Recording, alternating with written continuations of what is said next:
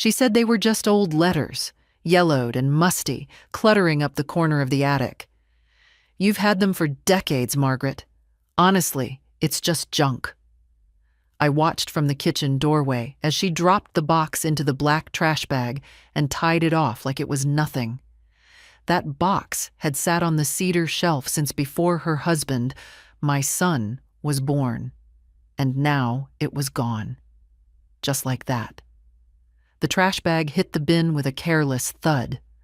Laura turned around, brushed her hands together, and smiled at me like she'd done me a favor. "You'll feel so much lighter," she said, stepping around me to wash her hands, already moving on to the next chore on her mental list. I didn't say anything. Not yet. Not when it would just spark one of her exasperated sighs or thin-lipped smiles. "We're trying to make space," she'd say. "It's not personal, Margaret." But it always was. She'd been making space since they moved in. At first, it was small things. My baking pans accidentally replaced, the kitchen towels swapped, the quilt my mother made folded and put away in the hall closet. Then the furniture in the front room was rearranged to open up the energy. My armchair didn't fit anymore, she said. It made the space feel off. So I moved it into the bedroom and sat by the window instead. I used to own every corner of this house. Now I lived in the corners. That morning was cold. A wind had picked up early, rattling the bare branches outside the kitchen window. October, with its rusted skies and sharp light, always brought me back to those early days with Tom. We'd moved into this house in the fall of '73, a year after the wedding. Bought it in cash, too. Tom never trusted banks, said paper could lie. But a deed in your hands was the only real thing in this world. He stored everything in that attic box, labeled it himself. Important. I remember the thick envelope he sealed with red wax. "Keep this safe, Mags," he'd told me, slipping it into the box with the rest. "It's not for now. It's for when you need to remember who owns what." I hadn't opened that box in years. I thought I had time. Laura left for yoga a little after noon, calling out that she wouldn't be back until 3. "I told David to get takeout," she said, as she slipped on her expensive fleece. "There's no need for you to cook tonight." Her voice had that chirpy edge she used when pretending she wasn't telling me what to do. After she left, I stood at the back door for a long time, staring at the bins by the fence.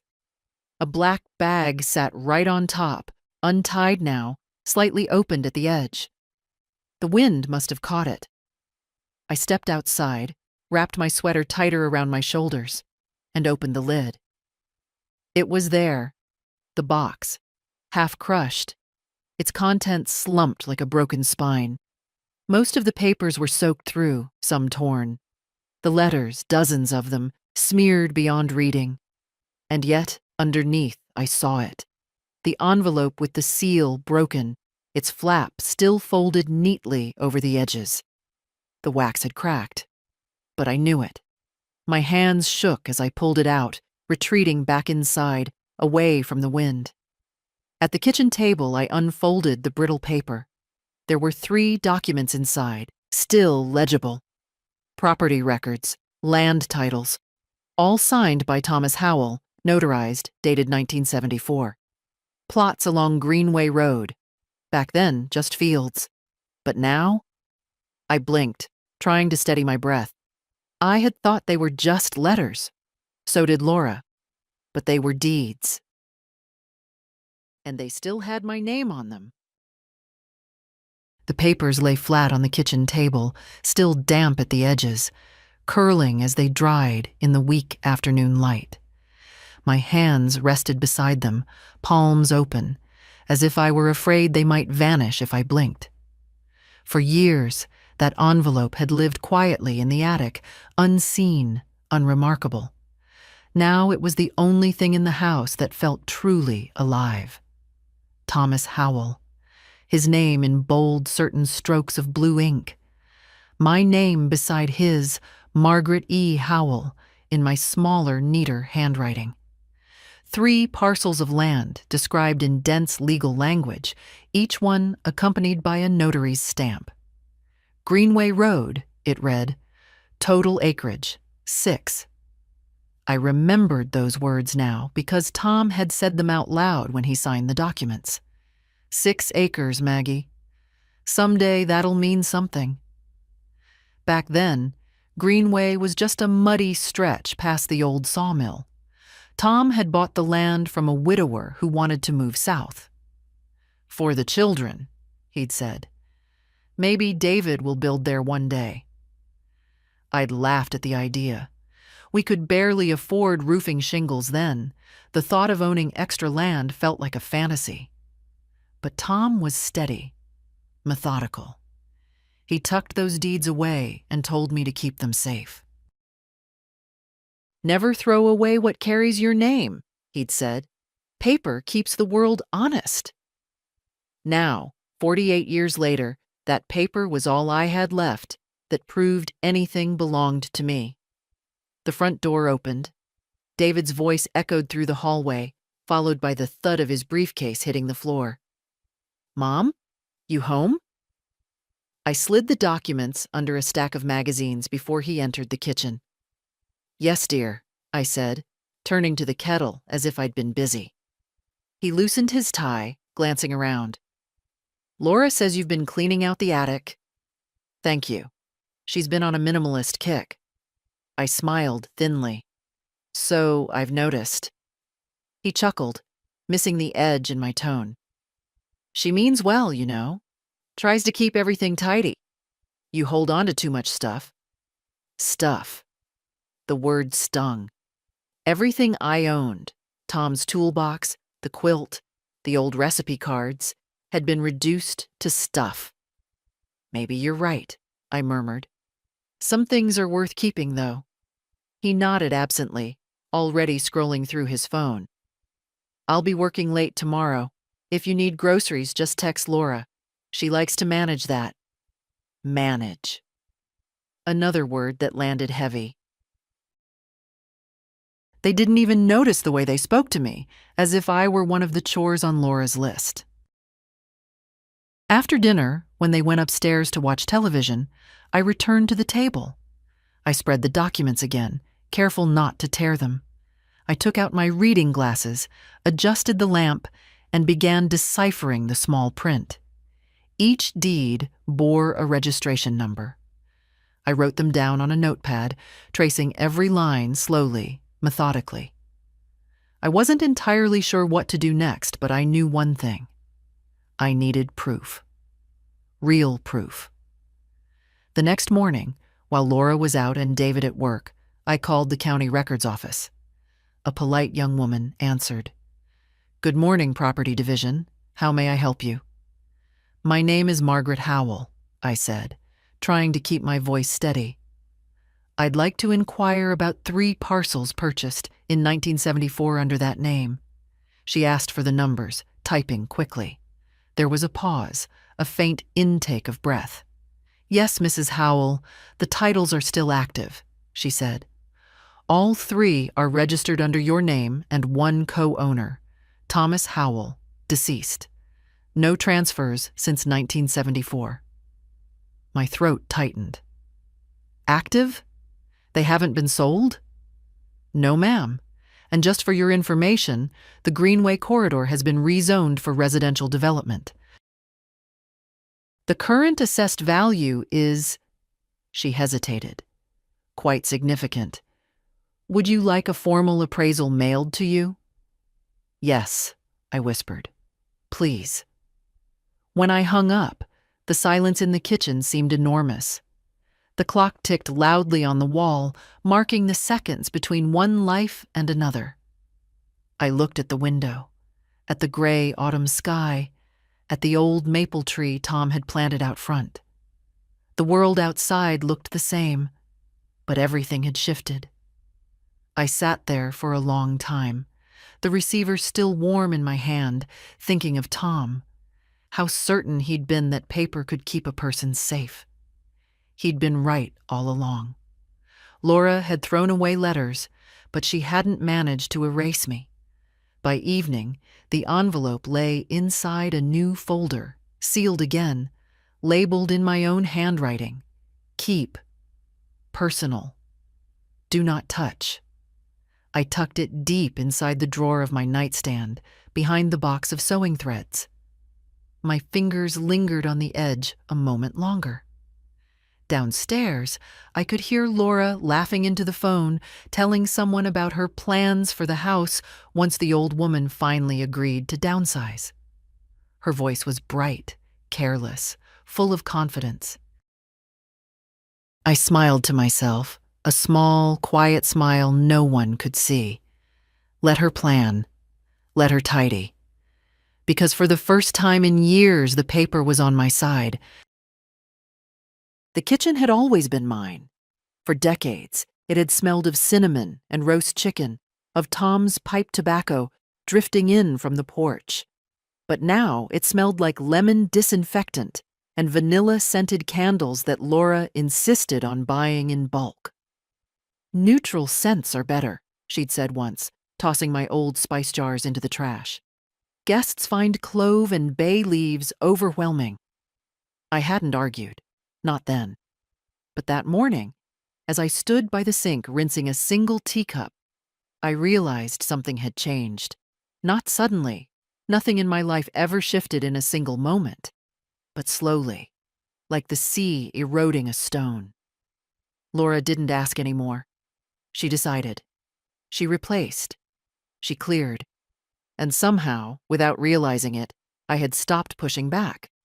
Until now. She came into the kitchen just before noon, tapping at her phone with her perfectly manicured nails, her lips moving silently as she dictated a message. She wore those tight gray workout pants and one of David's college sweatshirts, the sleeves pushed up to her elbows like she'd just been doing something important. She wasn't even looking at me when she spoke. "We need to go over the freezer," she said. "There's too much stuff." I said nothing, just dried my hands and sat down at the table. She opened the freezer door with a little sigh, then started pulling things out one by one. "What even is this?" She held up a foil-wrapped bundle. "Pot roast," I said. "Made it last month. David likes it." She wrinkled her nose. "It's got frost all over it. That's not safe anymore." It was vacuum sealed. She dropped it into the trash without another word. One by one, she tossed out small parts of my life. A bag of corn I froze from the market in July. A container of soup I'd made for a neighbor who never came to pick it up. A pie crust I'd rolled out and saved for a quiet day. "Honestly, Margaret," she said finally, closing the freezer door and wiping her hands, "we need to think long-term. This kitchen isn't efficient. Half of what's in here is expired or unlabeled." I looked at her. At the way she said "we" when she meant her.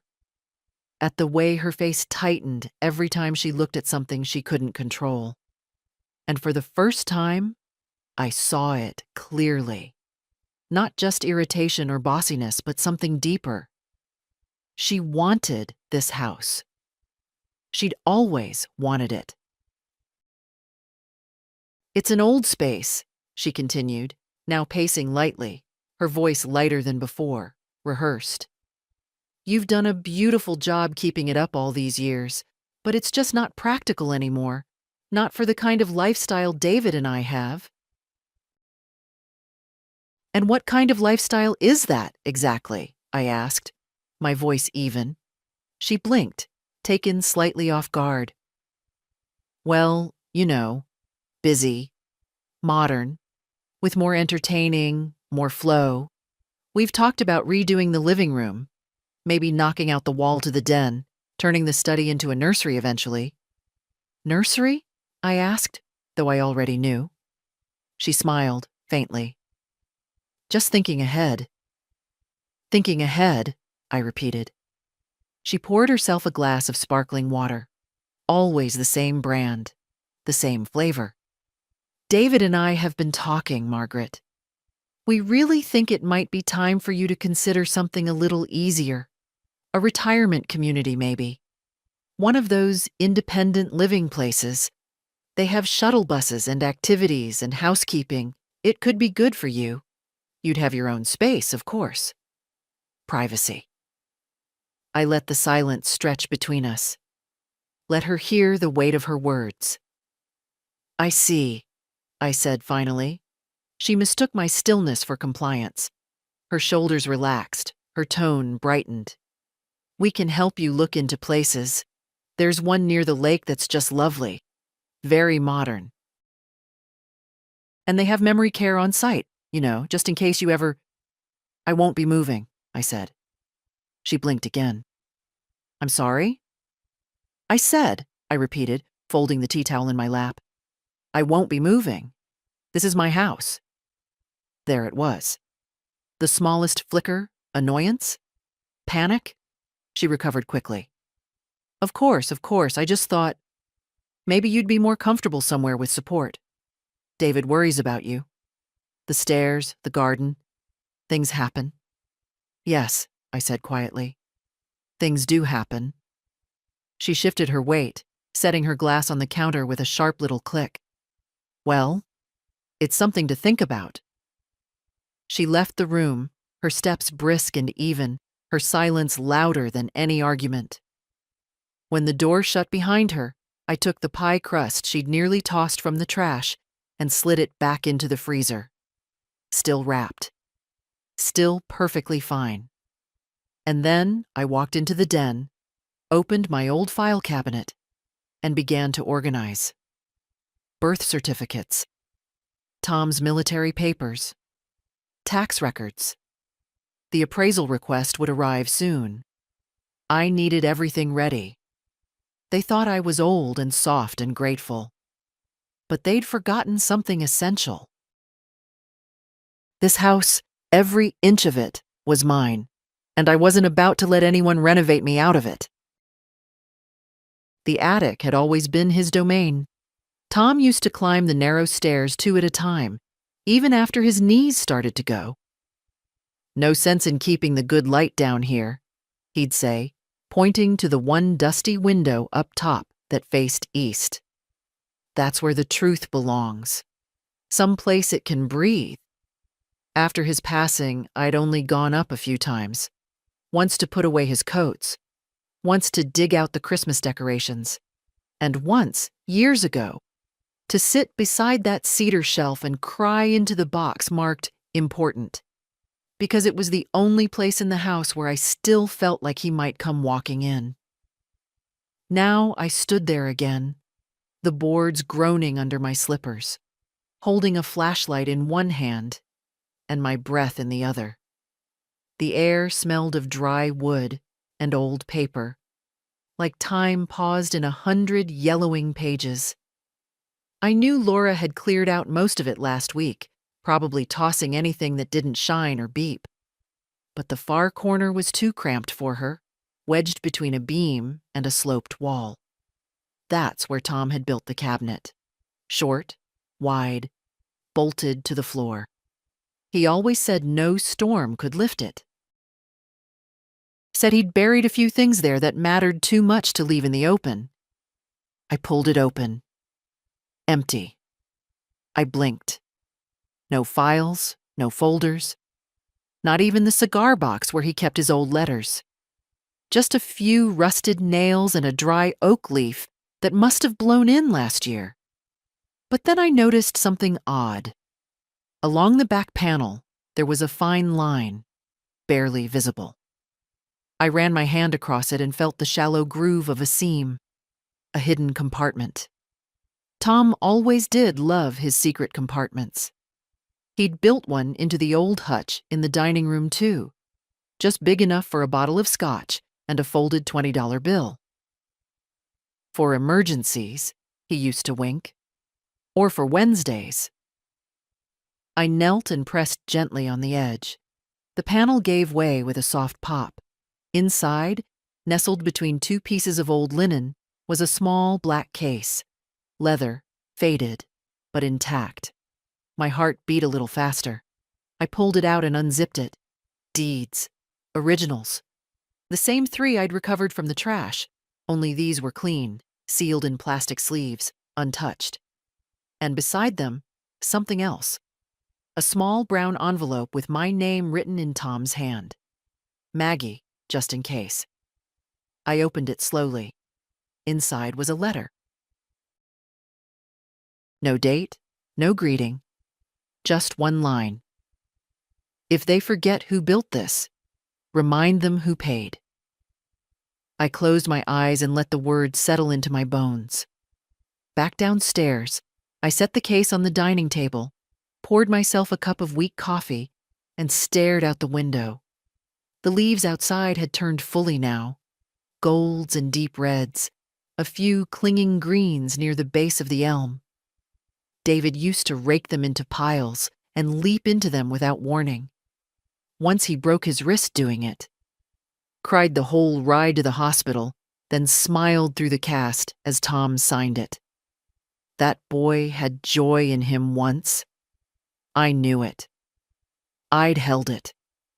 But time and Laura had pressed it out of him, bit by bit. That evening, after dinner, they sat together on the couch watching one of those glossy home renovation shows.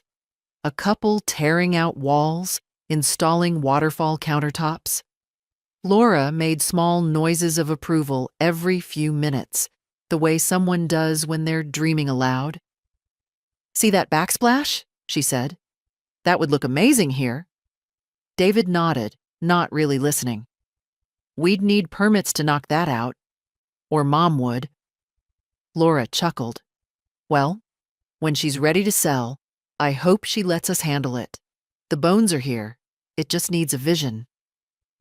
I sat in my chair by the window, knitting a scarf for no one in particular, and said nothing. My tea had long gone cold, but I held the cup anyway. My hands needed something to do. Laura turned toward me suddenly. "Margaret, have you ever thought about making a trust for the house?" I raised an eyebrow. "A trust?" "Yeah, like a family trust. You know, so everything's already in place when the time comes. It avoids probate, makes things cleaner.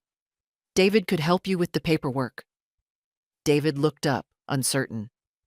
"I mean, yeah, it's common. Just to simplify things." I nodded slowly. "Interesting idea." Laura smiled. "Just something to think about." "I'll think about it," I said.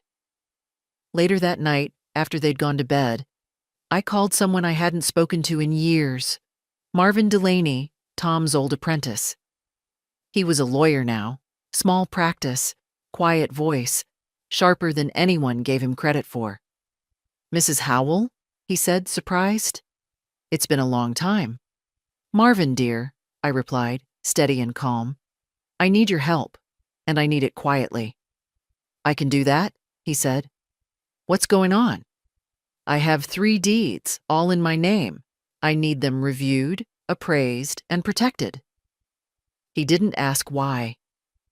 We set a meeting for Friday morning, and when I hung up the phone, I sat in the dark, watching the hallway light spilling faintly across the floorboards. Let them dream their dream of a future kitchen. Let them measure for a nursery. They thought I was finished, but I had only just begun. The garbage bins sat at the end of the driveway, like silent judges. Green for waste, blue for recycling, and the black one in the middle, the one they reserved for things that don't matter anymore. That's where Laura had thrown the box. Not carefully, not with a second glance, just dropped it in like a spent tissue. That morning, the wind had picked up. The bin's lid had popped open, scattering scraps across the driveway. I spotted a corner of cardboard sticking out, sagging under the weight of early rain. Something about it made my chest tighten. I slipped out quietly, wearing my oldest cardigan and house shoes, hoping no one would see me. It was early enough. The air smelled like damp leaves and concrete. The box was still there, half smashed, its contents slumped. I knelt beside it, ignoring the cold seeping through the knees of my slacks. I reached in carefully, fingers brushing against crumpled paper and warped plastic. Most of it was gone, ruined by weather, torn where Laura had crammed things too tight. But deep beneath the mess, I found what I hadn't even known I was looking for: photographs. A few stuck together, watermarked and curling at the edges, but unmistakable. Tom and David in the backyard, a tiny sandbox between them.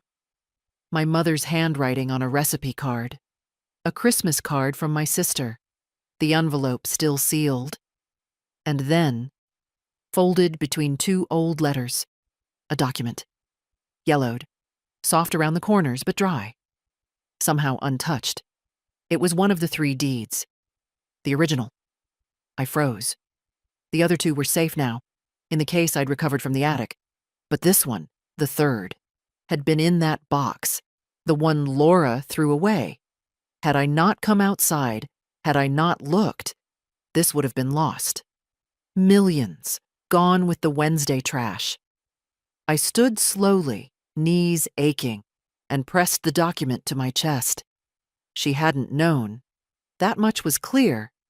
If she'd seen what it was, she'd have handled it differently, perhaps hidden it, or brought it to David, whispered something about old assets and redistribution. But to her, it was just another artifact from a woman whose story no longer mattered. That made it worse, somehow. I went inside and laid the paper flat on a towel, drying it gently with the edge of my sleeve. Once it was dry enough to touch without tearing, I slipped it into a folder with the others. When I arrived at Marvin's office on Friday, he was already standing at the door waiting. He hadn't changed much. Still thin, still dressed in those old-fashioned corduroy jackets, the ones that looked like they belonged in a library rather than a law firm. He ushered me into a small meeting room that smelled faintly of lemon oil and paper. I laid the deeds out in front of him, smoothing each one carefully. "Where did you get these?" he asked, studying the signatures. "My husband," I said. "He bought the land back in '74. Told me to keep them safe." Marvin adjusted his glasses, nodding slowly as he read. "Greenway parcels.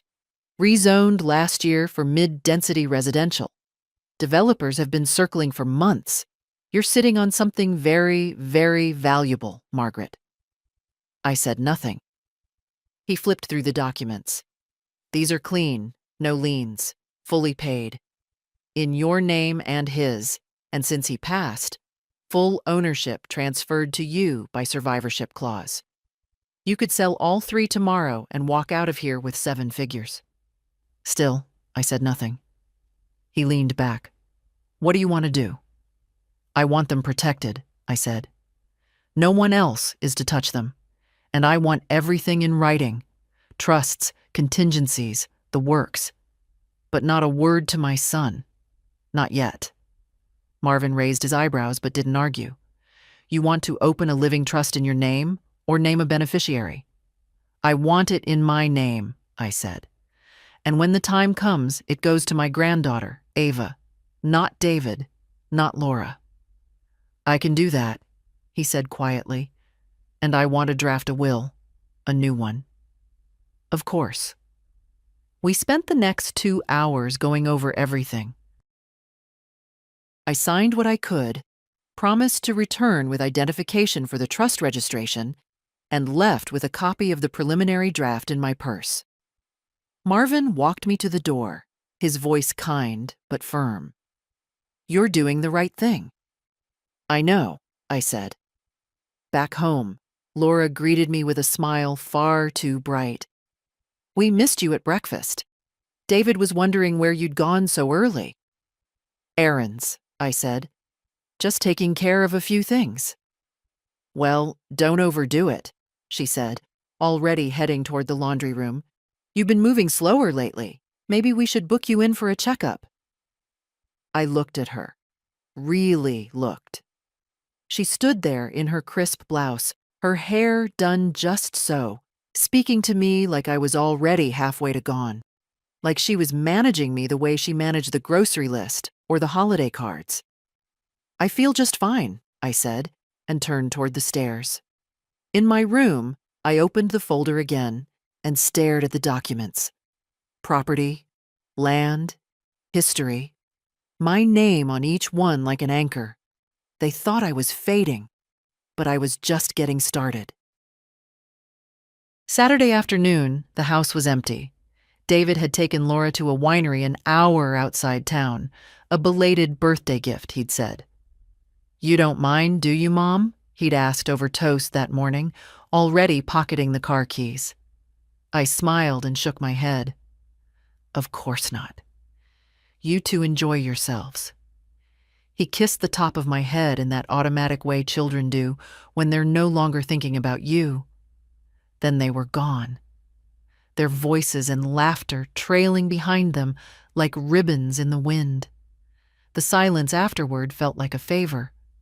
I brewed tea slowly, choosing the good leaves this time, not the dusty bags Laura bought in bulk. I used the porcelain cup Tom gave me on our 25th anniversary, the one with a hairline crack no one could see unless they looked very closely. I carried it to the den, sat down with the folder Marvin had given me, and began reviewing everything again. The trust paperwork was precise, deliberate. My name on every page, the parcels listed clearly, and most importantly, Ava named as sole successor trustee. Not David. Ava, my only granddaughter, was 17. Bright, quiet, still soft in a way the world hadn't hardened yet. She came by after school sometimes, usually under some pretense. "Grandma, I'm doing a project on the 70s. Can I interview you?" Or, "We're baking in home ec. Can I borrow your apple pie recipe?" But we both knew she just wanted a quiet place, somewhere that still felt like home. Her parents never noticed how often she came. She'd been asking more questions lately, about the past, about the house, about her grandfather. One evening, last week, after Laura had left the room, she leaned across the table and whispered, "Why does Mom always call this their house when it's yours?" I smiled and said, "Because some people think talking louder makes them right." She laughed, but her eyes stayed on mine. "You're not going to let them take it, are you?"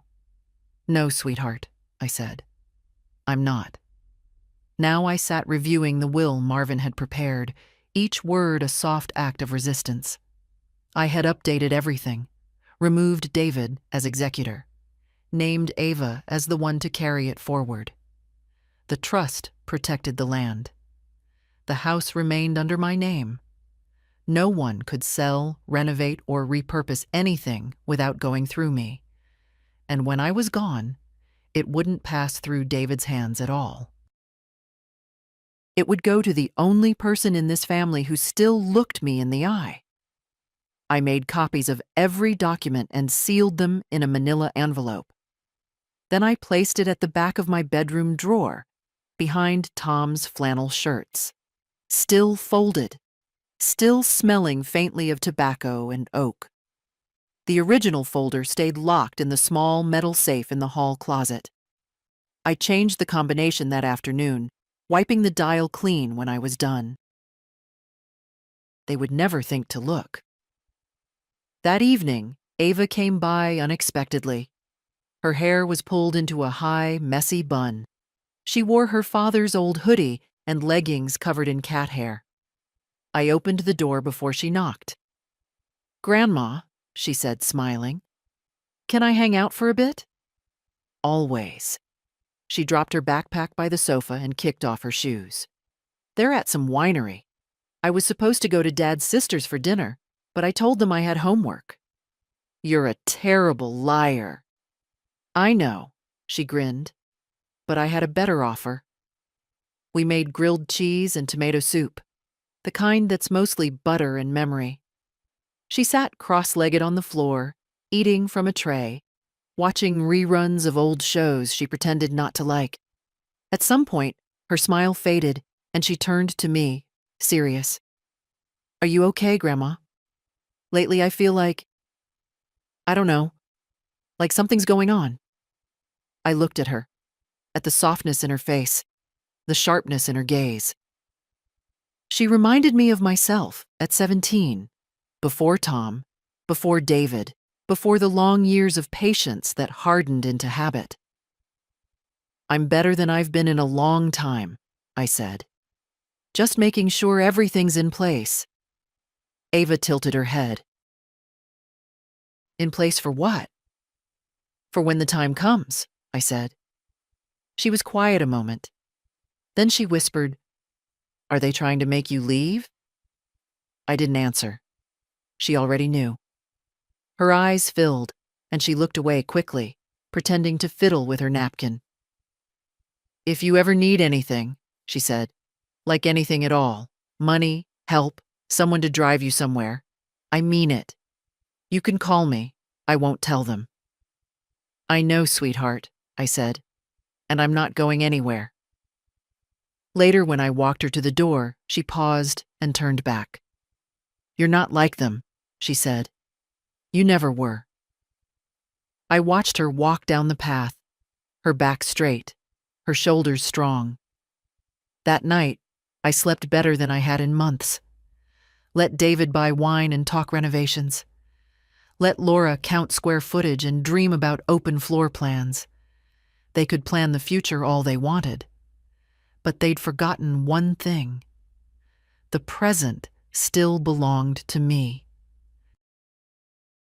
I waited until Monday morning to make the next move. After David left for work, tie slightly crooked, coffee sloshing in a reusable cup, and Laura disappeared to her Pilates class, I gathered everything: the notarized trust documents, the updated will, the copies of the deeds, and a checklist Marvin had given me. It was time to make it official. The bank was quiet at that hour. Just the hum of the heater kicking on and the low murmur of two tellers gossiping behind the counter. I was the only one in the waiting area.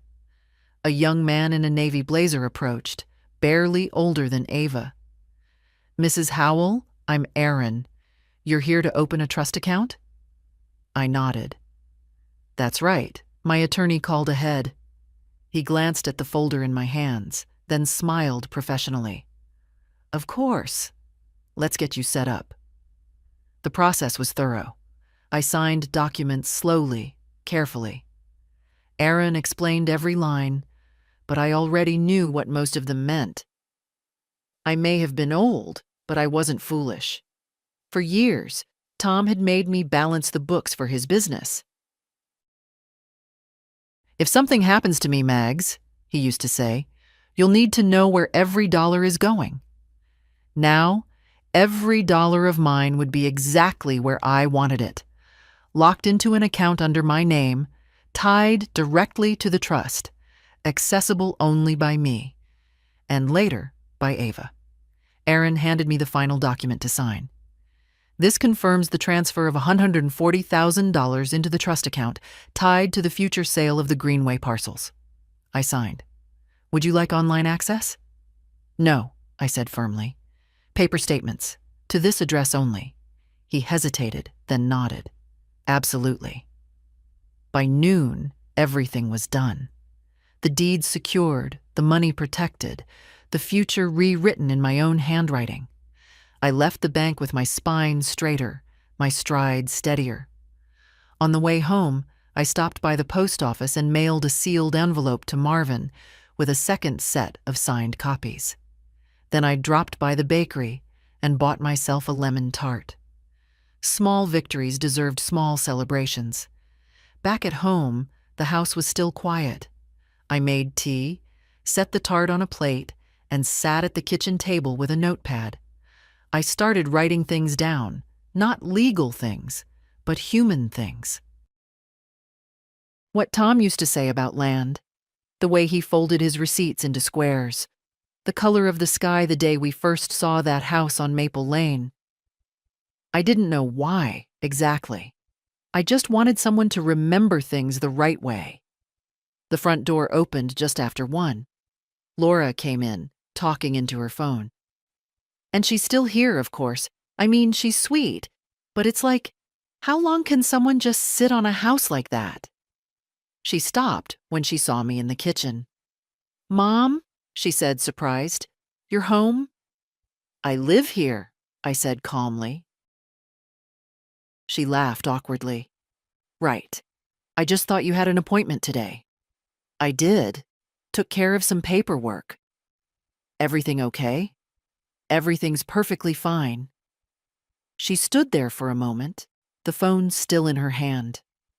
I could see the thoughts clicking behind her eyes. She always knew when I was being deliberate, and it made her uneasy. Later that afternoon, David called from work. "Hey, Mom," he said casually. "Laura said you were at the bank?" "I was." "Everything okay?" "Yes." Pause. "What kind of paperwork?" "Just updating things. Trusts, wills, property rights." He cleared his throat. "Oh, you didn't mention you were doing that." "I didn't need to." "Well, sure, but I mean, Laura and I are here to help with all that, if you need. It affects us too, doesn't it?" "No," I said, steady. "It doesn't." Another pause. Longer this time. "Mom, I just don't want you making decisions without talking to us. You know, sometimes things can get confusing." "I'm not confused, David. I've never been clearer in my life." He sighed. "All right. If you ever want to go over the documents together." "I won't." Click. That evening, Laura served salmon with a quinoa salad. She said nothing about the bank, but I noticed her glance at me more than once, her smile too tight, her voice too pleasant. "Did Ava say when she's coming over next?" I asked, cutting into the fish. "She has midterms," David said quickly. "Might be a few weeks." "She texted me this morning," I said. "She'll be here Thursday." They both froze for a fraction of a second. "Oh," Laura said, laughing too lightly. "She's so busy these days." "She makes time," I said. "She always has." Later, I sat in my armchair by the window, the house soft around me, the last light of evening casting long shadows on the rug. Tom picked out 30 years ago. The tea was cold in my cup, but I didn't mind. I had done everything properly, quietly, legally. There were no confrontations, no screaming matches, no slammed doors, just ink, paper, proof. They didn't have to know yet. But when they did, it would already be done. And I wouldn't owe them a single explanation. They always forgot how sound carried in this house. It was built in 1932, before insulation, before double-pane windows, before modern walls could trap voices where they belonged. That's why I never talked on the phone upstairs.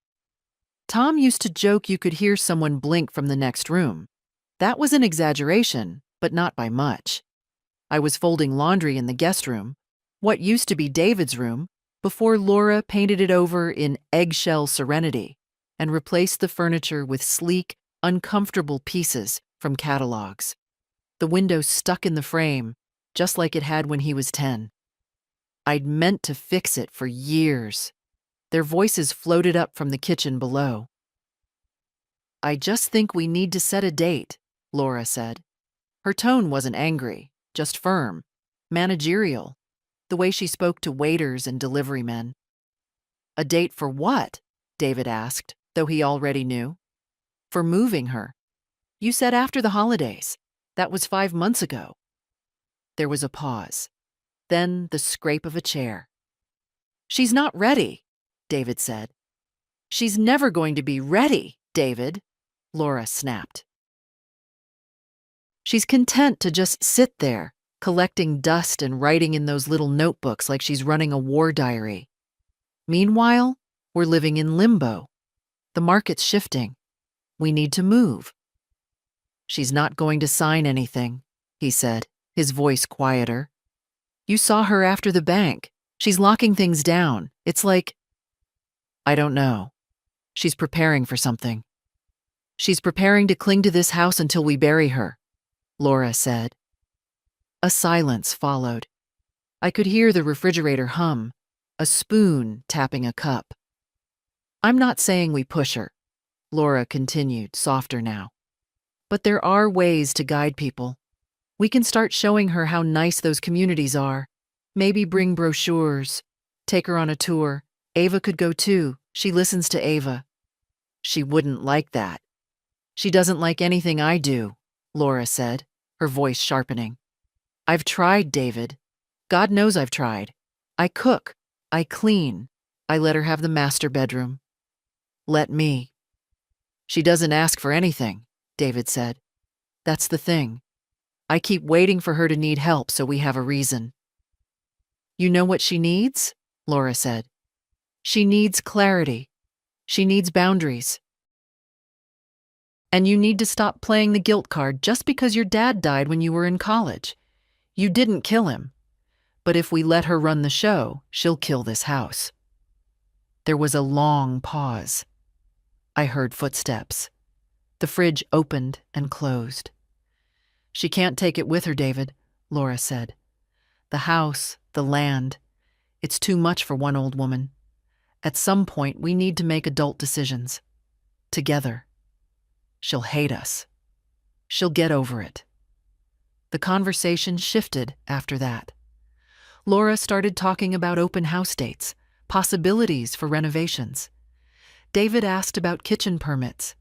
They thought they were whispering. I stood still for a long time. My hands were cold, a half-folded towel hanging over my arm. I didn't feel sad. Not anymore. That part had passed. This wasn't about care. It wasn't about safety or stairs or community living. It was about possession, space, legacy. And they thought they were the rightful heirs, by default, by biology, by the slow, quiet erosion of my presence. But I hadn't eroded. I walked downstairs 15 minutes later, laundry basket in hand, face composed. Laura was at the counter, flipping through a glossy magazine filled with kitchen designs. David sat beside her, reading something on his phone. They looked up at me with that false cheerfulness people wear when they're hiding a secret they think you're too fragile to hear. I'm making a roast tonight, Laura said brightly. I know you like that. Lovely, I said. Let me know if you want me to set the table. She blinked, thrown off. No. You just relax. I've been relaxing for years, I said. It's time I pulled my weight. I moved to the pantry and retrieved the good plates. Tom's plates. The ones we'd bought in Charleston when we thought we'd be newlyweds forever. I set the table slowly, deliberately, placing each fork and glass with care. By the time dinner was ready, everything gleamed. We ate in silence at first. Roast beef, potatoes, wine. Laura filled the space with empty stories about a neighbor's renovation. David nodded along. Ava wasn't there that night. After the dishes were cleared, Laura poured herself another glass of wine. So, she said, too casually. We've been thinking. I looked at her. She smiled. Maybe sometime next week you and I could go visit that lakeside community, just to look. No pressure. I have appointments next week, I said. Oh, well, maybe the week after? I'm busy then too. David shifted in his chair. Mom, we're just trying to help you explore options. You've got a big place here, lots of maintenance. I've managed it for 40 years, I said. I think I can manage a little longer. Laura opened her mouth, but I raised a hand. Not loudly, not rudely, just enough. "I appreciate the thought," I said. "Truly. But this is my home, and I'll be the one to decide when I'm done with it." A long silence followed. Then David gave a little laugh, awkward, uncertain. "Fair enough," he said. Laura sipped her wine, her eyes hard behind the glass. I cleared the plates.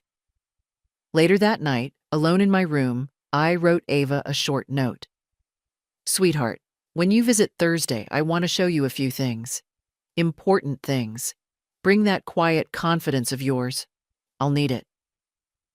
Grandma." I placed it in an envelope and left it on her usual seat at the kitchen table. I knew they'd see it. Let them wonder. Let them stew.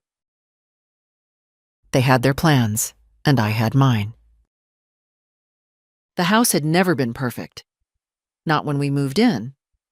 Not after the repairs. Not even now. But it was ours. I still remember the day Tom first walked me through it. Mid-May, 1973. The grass in the front yard was knee-high. The porch steps rotted straight through, and every window rattled in the breeze.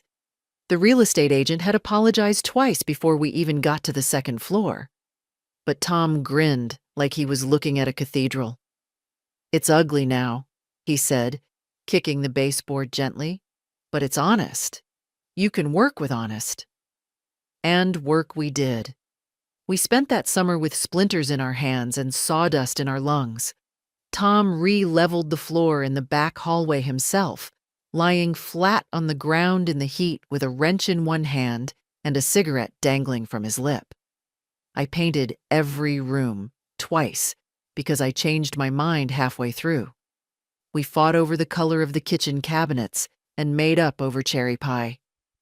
That was our rhythm. He did the heavy things, I did the lasting ones. When David was born, we brought him home to the room with the yellow walls. The crib was second-hand. The mattress, new. I remember standing in that doorway and watching Tom lean over, whisper something to the baby I couldn't hear. He looked so large, so certain. But of course, no one's ever really certain. When David turned 4, Tom built him a sandbox out back. The frame was crooked, and the sand smelled of fresh pine, and the neighborhood kids all gathered in it like bees. Later that summer, when one of them pushed David too hard and he scraped his knee, Tom sat him down on the porch steps and said, "A man isn't made by how clean he stays. He's made by how fast he gets up." David nodded, biting his lip. He used to listen to his father like every word mattered. I think about that now more than I care to admit. About how boys become men, about what gets passed down and what quietly gets dropped. Tom passed away in 2001. A heart attack. Quick. Ugly. It took the air out of the house for a while. David had just graduated, full of plans, but he came home for the funeral and stayed for 3 months. We didn't talk about much during that time, just practical things. Utilities. Closing accounts. Garden upkeep. One afternoon, I found him in the garage, sitting on the old workbench. He held one of Tom's hammers in his hand. "I can't fix things like he did," he said quietly. "I don't know how." "You don't have to fix everything," I said. "You just have to care about what breaks." He didn't answer, just kept turning the hammer in his palm. Later, he left. Moved into an apartment with a friend from college. Got a job in insurance. Met Laura. Married her in a hotel ballroom with cold salmon and 7 floral centerpieces. It was a lovely day, I suppose. Everyone smiled for the pictures. He never came back to the garage. Over the years, I mailed them checks. For the car, for the wedding, for the down payment on their first condo. When Laura wanted to start her own design business, I co-signed a loan. I told myself it was love. That's what love does, it gives. But I think I was also trying to keep something alive, a thread between us, something softer than obligation. Now, walking through this house alone, I see all of it layered together, grief and growth, effort and neglect. The paint in the hallway has begun to peel again. The tiles in the upstairs bathroom have a crack. The faucet in the guest room drips twice an hour, sharp and regular. I keep meaning to fix it. But sometimes, I think I leave it on purpose. Proof that things are still moving, that time hasn't stopped. That afternoon, I pulled the photo albums from the shelf. I hadn't opened them in a while. Not because it hurt. No, not anymore. But because I wasn't sure anyone remembered the people in them besides me. Tom in the garden with a shovel and a wide grin. David at 6, holding a frog by the pond, one shoe missing.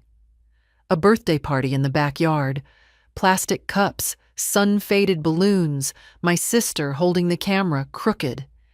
In one photo, I'm standing on the porch with a bowl of potato salad. Tom's behind me, pretending to steal a bite with a wooden spoon. Our shoulders touch. His smile is slightly crooked, like he never quite believed he deserved to be that happy. I stared at that picture for a long time. Then I took out a clean envelope and slid the photo inside. On the front, I wrote in firm, clear letters. Ava. She deserved to see it.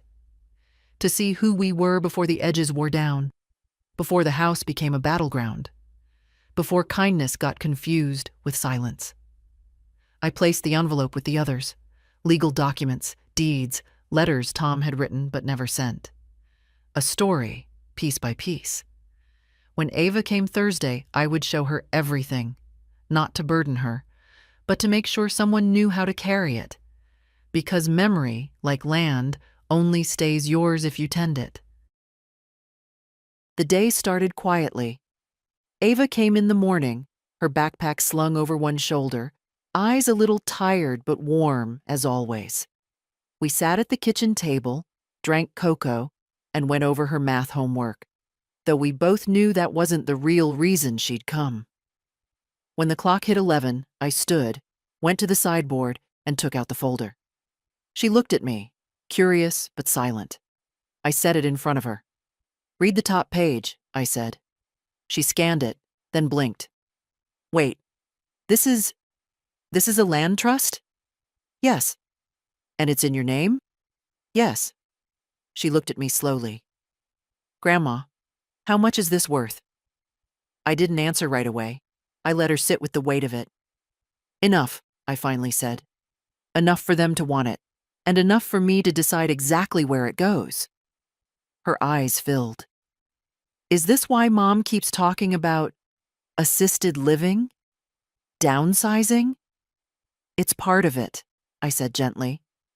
"And part of it is they've never quite forgiven me for staying upright.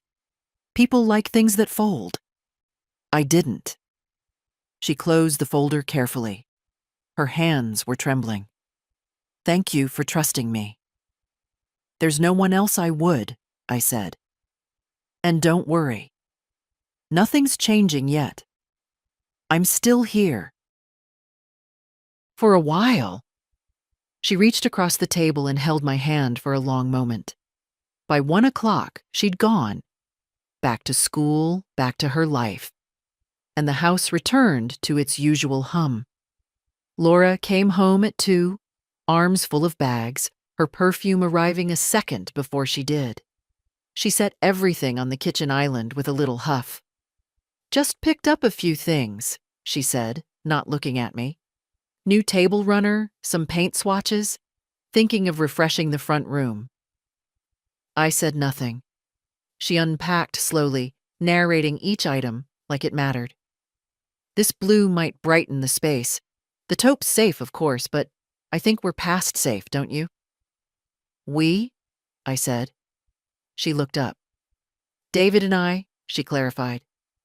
"We just want the house to feel more intentional." "Interesting word?" She gave a little laugh. Well, right now, it's all very lived in, which is lovely, but it doesn't really speak to who we are now. Who is that? I asked. She paused. Young professionals, a modern family, people with plans. And I suppose I don't fit that plan? I didn't say that, she said quickly, smile still plastered. But let's be honest. When people come over, they don't exactly assume you're the owner. I looked at her. She didn't flinch. You've said a lot of things to me over the years, Laura, I said quietly. Some sharp, some petty. But that one, I leaned forward slightly. That one's the first that's truly stupid. She blinked. This house was bought before you were born, I said. Paid for in cash, renovated by hand, maintained with sacrifice. Its plumbing carries the sound of my husband's laughter, and its attic holds pieces of my son's childhood.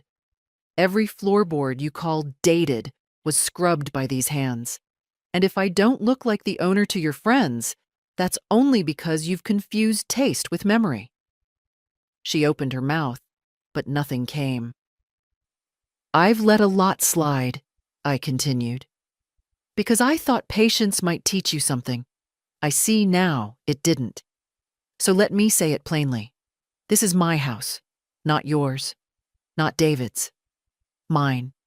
And if you want to repaint anything, you'll need my written permission. Silence.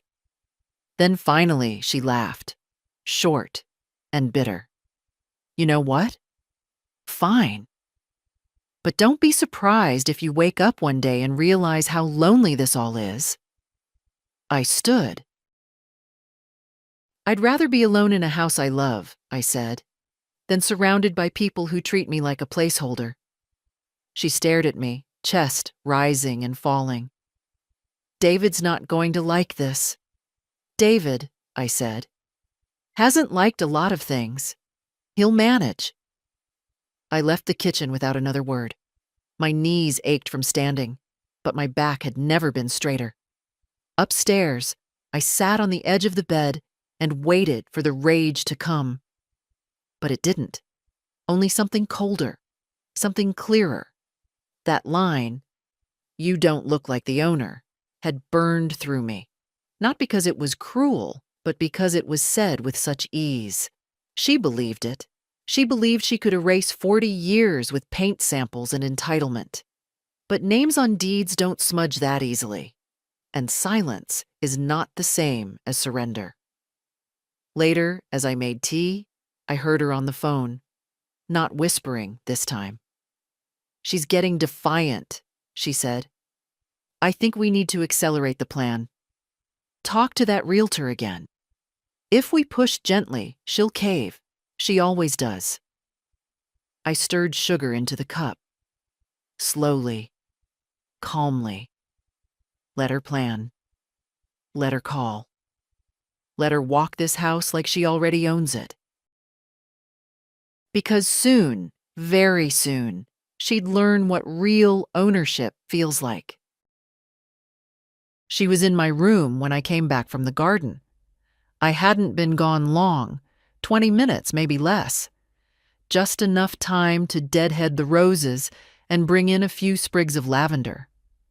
The front door was ajar when I stepped inside, which was strange. Laura never left doors open. It lets the dust in, she used to say. Dust, as if it were a deliberate intruder and not just the breath of old houses. I set the lavender on the kitchen counter and listened. Nothing. Then, movement upstairs, soft, controlled. I climbed the steps slowly, deliberately, not bothering to hide my footsteps. I wanted her to hear me, wanted her to know I was coming. If she was going to be caught, I wanted her to feel it. The door to my bedroom was half closed. I pushed it open with the side of my hand. She stood by the dresser, holding the envelope. Not the safe copy. The one I'd left for Ava, addressed in my handwriting, sealed but unhidden. Sitting on the edge of the table where she always sat. In plain sight. Laura had opened it. She didn't look up when I entered. I thought it was a recipe, she said, voice flat. I said nothing. I was going to leave it on the fridge for her, like a note or something. Still, I said nothing. She turned slowly, envelope still in hand, face pale and unreadable. You've signed everything over, she said. To Ava. I nodded once. You created a trust. Put the land in it. Took David out of the will. You didn't tell anyone. I didn't need to. Her hands trembled slightly, and she placed the envelope back on the table as if it burned. She wasn't crying. That would have been easier to respond to. No. Her face held something quieter, a calculation that didn't add up. You think she'll know what to do with it? She said. You think she'll be grateful? I think she'll remember where it came from. She sat on the edge of the bed, not looking at me. For years, she said, I've tried to hold everything together. David's career, the bills, the house, this house, the family. You just sit here like gravity, refusing to move. You've mistaken stillness for weakness. No, she snapped, suddenly sharp. I mistook kindness for cooperation. We were silent for a long time. Then she laughed, just once. Bitter, small. You know what I thought? She said, not waiting for an answer. I thought this would be clean. I thought, when the time came, you'd pass the torch. Gracefully. That's what old women do, isn't it? They step aside. They make room. I crossed the room and picked up the envelope, slid the photo back inside, sealed it again. I'm not a hallway light to be turned off, I said. I'm not a chair to be donated. I'm still breathing, still choosing, still here. Laura looked up at me, eyes suddenly glassy. He's going to be so angry, she whispered. I sat beside her slowly, the mattress dipping under our weight. Probably, I said, but not surprised. I raised him better than that. He just forgot. She blinked fast, like she was willing herself not to feel anything. You hate me, she said quietly. No, I said. I don't hate you. I just don't owe you. She looked away. I spent years thinking this place was a stepping stone, she said. Something to manage, update, polish. I didn't know it was an anchor. It's both, I said. But you were always trying to sell the stone. For the first time, she didn't argue. Eventually, she stood, brushed invisible dust from her skirt, and walked to the door. At the threshold, she paused. You've made your choice. Yes, I said. She nodded, then left. I sat in the quiet afterward, hands folded in my lap. The envelope still lay beside me, intact again. The air smelled of lavender and something else, like the crackle of paper just before it catches fire. I wasn't proud of what had just happened, but I wasn't ashamed either.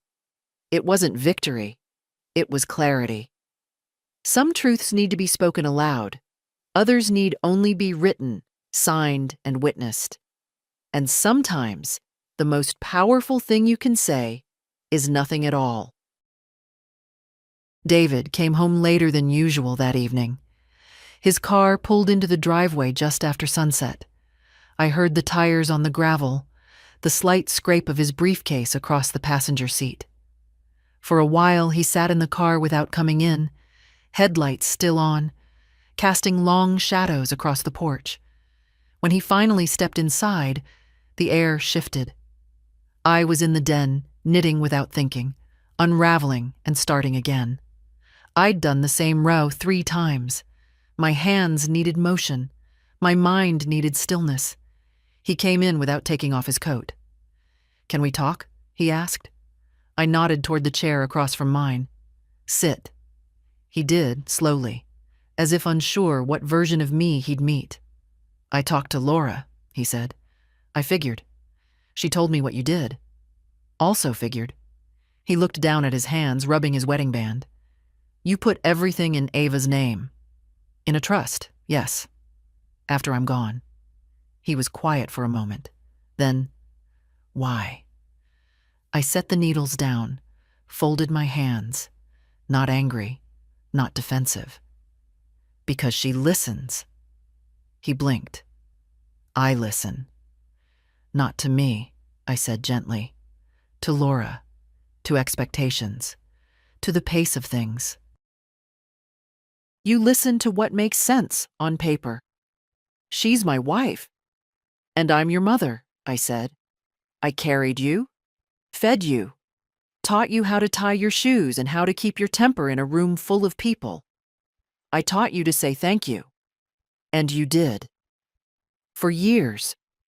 Until somewhere along the line, you stopped seeing me as someone who still had choices. He shook his head. That's not fair. No, I said. It's just true. He leaned forward, elbows on knees. You could have talked to me about all this. I tried, I said. In small ways, for years. I mentioned repairs. I brought up the land. I asked what you remembered about the backyard. You changed the subject every time. Because I didn't want to think about losing you, he said, voice quieter now. That's why I didn't want to talk about trusts or deeds. I didn't want to act like you were already gone. I looked at him then. Really looked. The gray in his hair, the heaviness in his shoulders. The boy I raised was still there, just buried under years of forward motion. It's not about losing me, I said. It's about what happens after. And I've lived long enough to know that if I don't name things while I'm here, they'll be rewritten when I'm not. He sat back, eyes glassy. You think I'd take it from her, he said. I think you wouldn't fight Laura. He didn't argue. You want to know the truth, I said. I didn't do this to punish you. I did it to protect her. Ava is the only one who's asked me what I want. Not what's best, not what's easier, not what's next. Just what I want. He nodded slowly. I would have helped you, he said, if you'd asked. But I didn't want help, I said. I wanted respect. We sat in silence for a while, the kind that settles between people when something big has just passed through the room. Finally, he stood. So that's it, he said. Nothing comes to me. I didn't say that, I replied. You'll still have pieces, small ones, photos, letters, a few things that mattered. But not the land, not the house. He swallowed. You don't trust me. I trust the part of you that still remembers who built this house, not the part that let it become a strategy. He looked away. I'm sorry, he said. I really thought I was doing the right thing. I know, I said. That's what makes it harder. He walked to the doorway, hand resting on the frame. Will you tell her? He asked. Ava? No. Laura. I shook my head. She already knows. But it's not her I needed to tell. He nodded once, then left. I stayed in the chair long after the door clicked shut. Outside, the porch light flickered on. The wind picked up. I picked up the needles again and began the row for the fourth time. This time, I didn't unravel it. They left on a Saturday. No bags at first. Just a coat slung over David's arm and Laura's purse swinging with purpose. The kind of exit that says we'll be back when we've decided how we feel. No goodbyes. No explanation.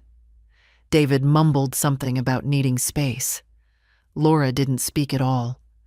I stood by the window as their car backed out of the driveway, tires crunching the gravel like brittle bones.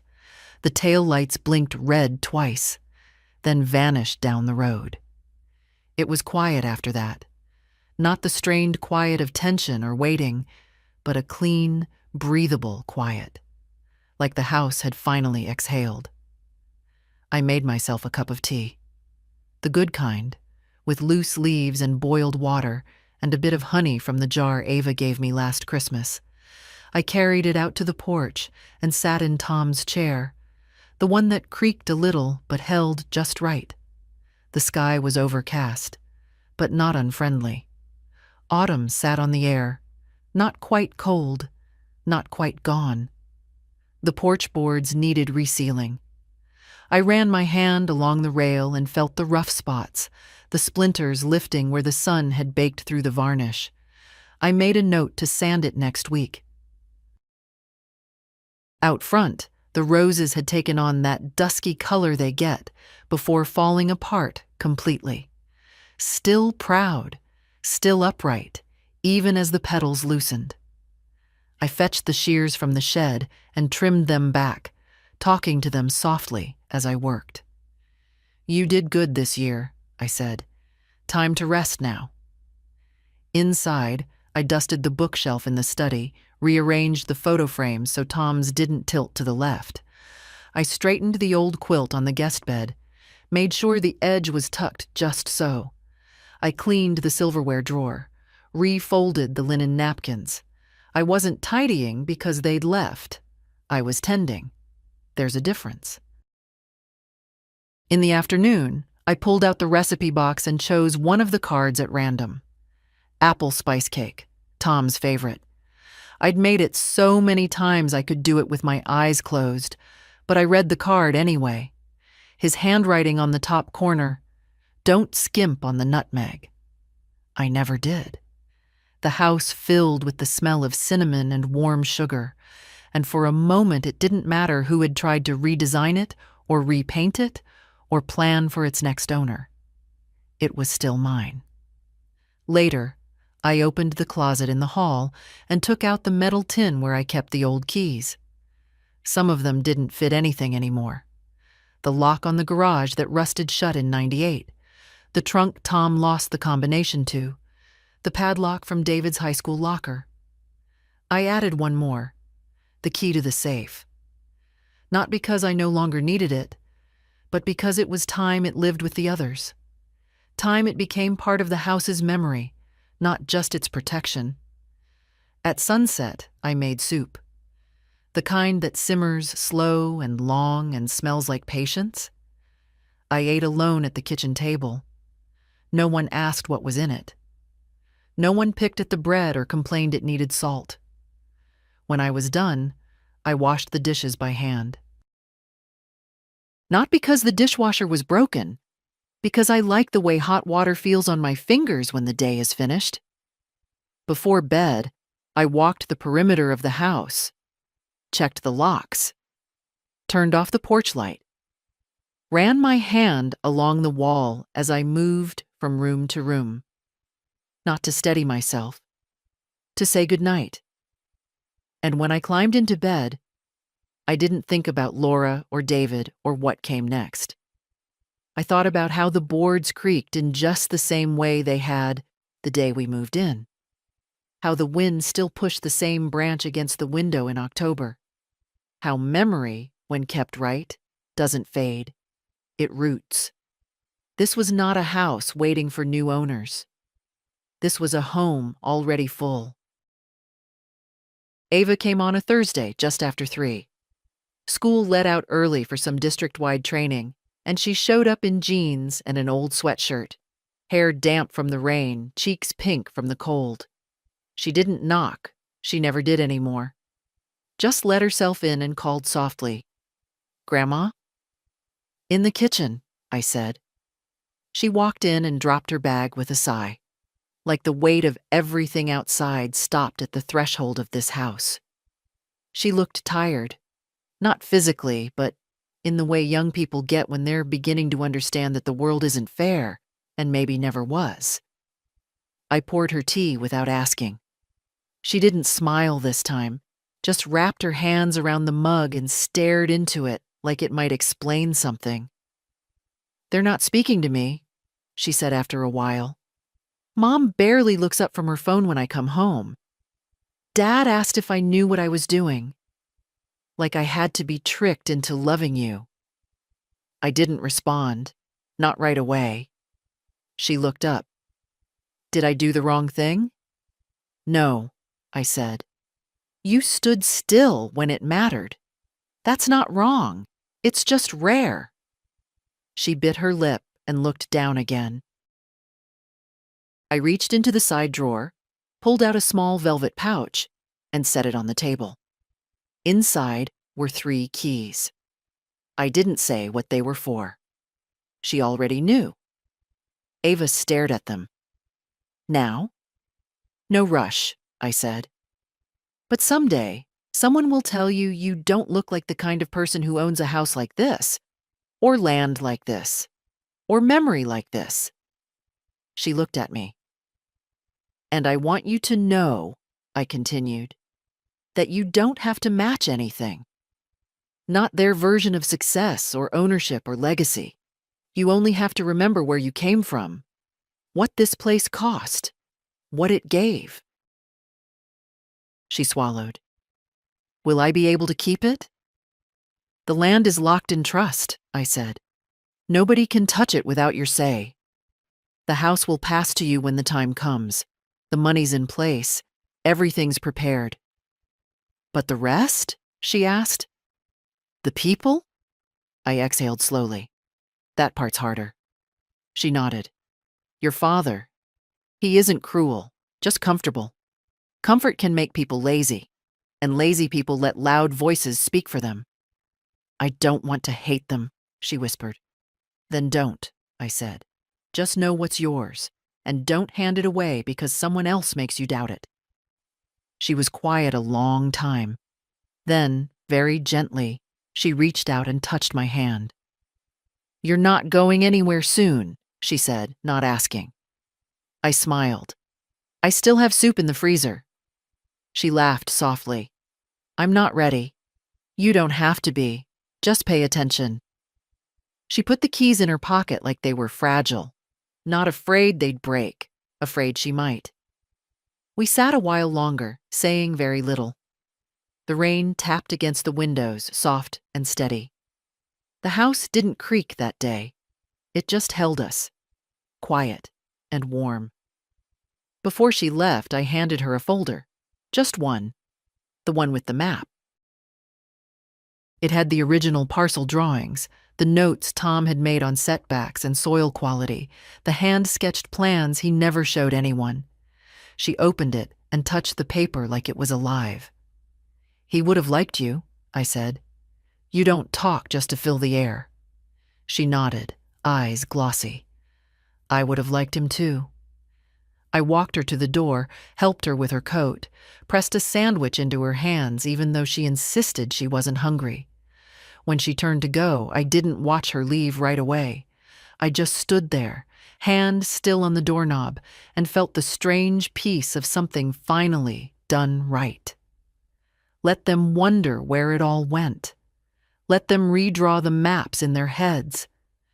The future was never meant to belong to the loudest voice. It belongs to the one who listens and stays. The trees turned gold the following week.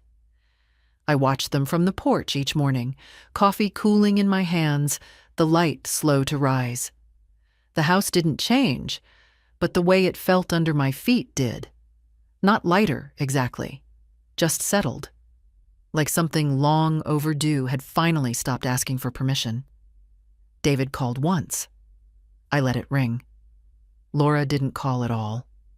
They didn't come back. Not that week, not the next. And that was fine. I didn't need noise. I didn't need apologies dressed up as concern. I needed exactly what I had. Quiet, clean air, and a granddaughter who understood how to listen without trying to fix. Ava came twice more. Once to bring groceries. Once just to sit.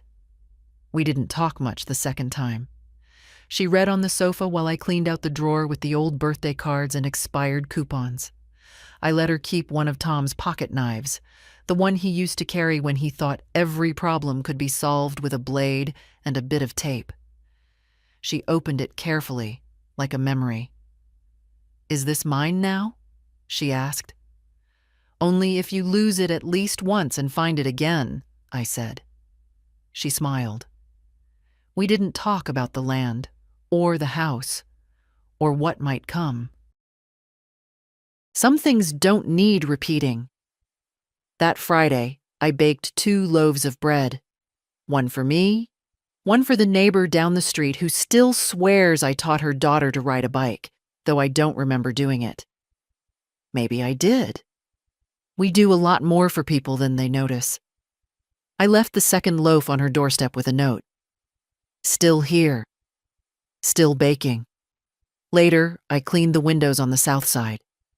Took down the curtains. Let the light in. It's strange, after so many years, to feel like something is finally yours, even when it's been in your name the whole time. But that's how it felt now. Not like ownership, but presence. Not like control, but clarity. This house is not a monument. It is not a prize. It is a vessel. It held us when we were loud, when we were wrong, when we forgot what mattered. It still does. There will be more seasons, more arguments, more shifts in the weather. But the center holds. Because I'm not just someone who stayed. I'm someone who remembered. And if you're reading this, if you've ever been talked over, packed away, treated like a chapter instead of a whole book, then I hope you remember too. You are not done just because they're tired of your presence. You are not invisible just because they want the room. You are still here. Say it if you need to. Write it down. Tape it to the fridge. Still here, still mine, still choosing. If this story held your hand, even for a moment, share it. Send it. Let someone else remember too.